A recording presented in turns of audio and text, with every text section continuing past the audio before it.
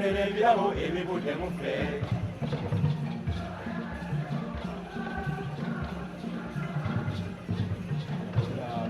Katonda ebirabo byosebo, Katonda ge makulago.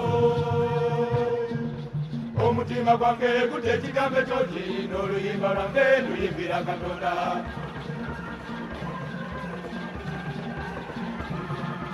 Omutima gwange omuyinza gumutenda n'oluyimba lwange luyimbira Katonda.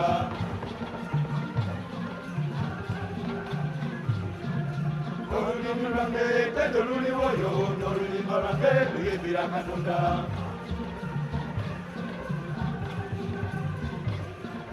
Mazima Katonda ssebo oli wakitiibwa tukutenda ffenna abantu bo Katonda.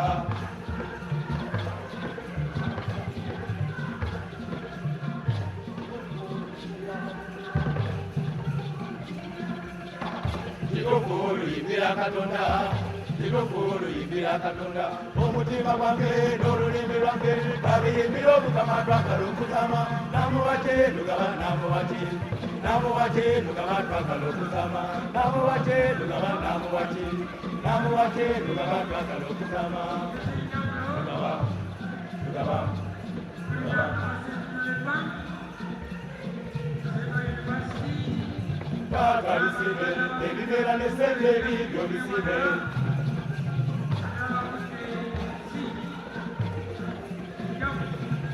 Taata bisibe, etugattako emitima bibyo bisibe. Tuleeta bebyo bisibe, tuleeta taata omulungi bisibe, bisibe netulese. Yeekanete Mukama wange ebintu byenjudde mu nnimiro. Yeekanete Mukama wange ebintu byenfunye mu nnimiro. Yeekanete Mukama wange ebintu by'okuyamba abayala. Yeekanete Mukama wange ebintu by'okuma ne mubaawo.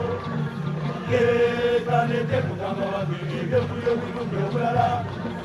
Yeekanete Mukama wange amagoba gefunye ng'atunda. Yeekanete Mukama wange esente tefunye gyenamuwa. Yeekanete Mukama wange ebisolo by'ennina ng'atunda. Yeekanete Mukama wange obulamu bw'otuwaffe abantu.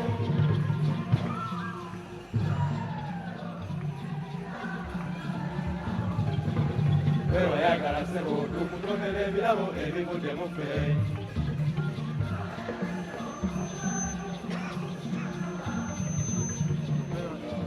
Katonda ebirabo by'ossebo, Katonda ge makulago.